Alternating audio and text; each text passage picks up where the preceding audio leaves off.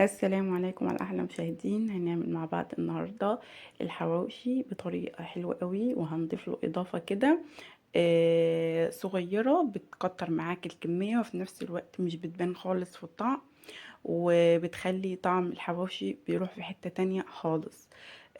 يلا بقى، هو الحواوشي من الاكلات السريعه متاخدش وقت خالص، وخصوصا لما يكون حواوشي بالعيش البلدي بتاعنا. معايا بقى هنا نص كيلو من اللحمه، عليه 8 كيلو من الدهن. تمام. معايا 4 بصلات، معايا طماطميتين، معايا 2 فلفل رومي، ولو حابه يبقى حراق بنحط قرن فلفل حراق، مش حابه تمام خلاص. هقطع بقى ال4 بصلات، وهقطع الطماطم والفلفل، وكله بقى هحطه في الكبة هخلطه الأول. النهاردة هنعمله، أنا عملته معاكم على القناة قبل كده بطريقة مختلفة، النهاردة نعمله برضو طريقة أول مرة أعملها معاكم على القناة، يعني ما عملتهاش قبل كده. تمام، طريقة مختلفة خالص.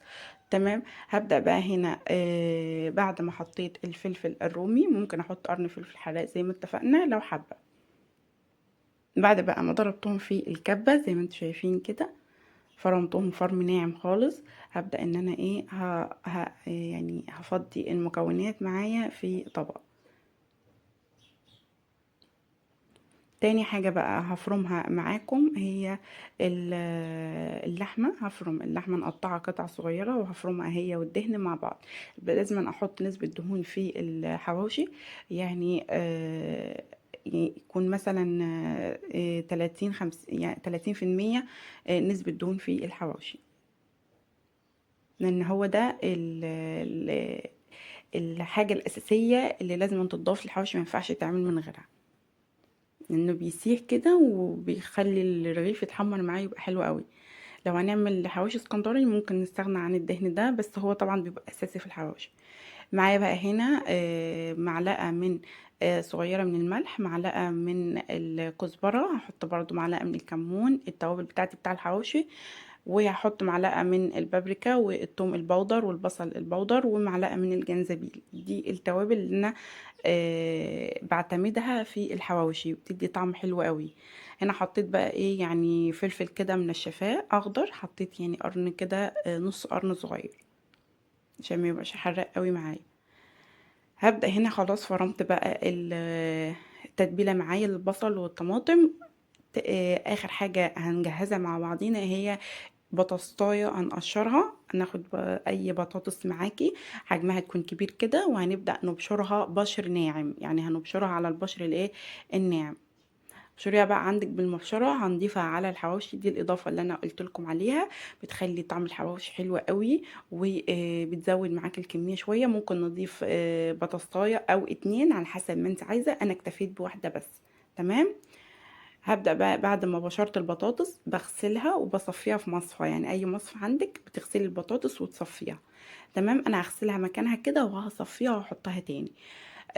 بعد كده بقى هبدأ احط اللحمة اللي احنا فرمناها، وبعد كده هحط الطماطم والبصل والفلفل اللي فرمناها هحطه عليه، وهحط البطاطس، وهبدأ بقى ايه هقلبهم بايديا كويس قوي. هبدأ هنا هصفي هنا اي مية معايا زيادة، ببدأ ان انا اصفي كويس قوي البطاطس، وبصفي كمان البصل والطماطم، بصفيهم كويس قوي برضو من اي سوائل.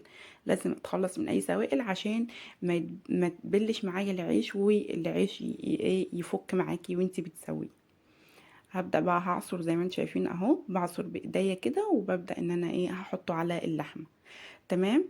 بس هعجنهم بقى كويس قوي مع بعض. المكونات طبعا انا مش هحط توابل، التوابل حطيتها مع اللحمة، حاطه التوابل والملح وكل حاجه مظبوطه. هبدا بقى ان انا هعجن كويس قوي الحواوشي مع بعضه. نبدا بقى نحطه في العيش. انا العيش عندي ممكن تستخدمي عيش ابيض او عيش بلدي، عيش شامي، اللي انتي بتفضليه بتستخدميه. تمام. انا طبعا هستخدم معاكم عيش ابيض وعيش بلدي، ده اللي كان متوفر عندي فاستخدمته. هبدأ بقى بعد ما قلبت المكونات كويس قوي مع بعضها وخلطتها كويس قوي، هجيب العيش الابيض وبالمقص كده بفتح حوالي تلت الرغيف. تمام. بقصه كده من على الجنب. هخلص بقى كل الكمية هقصها كده بالطريقة دي زي ما انتم شايفين اهو.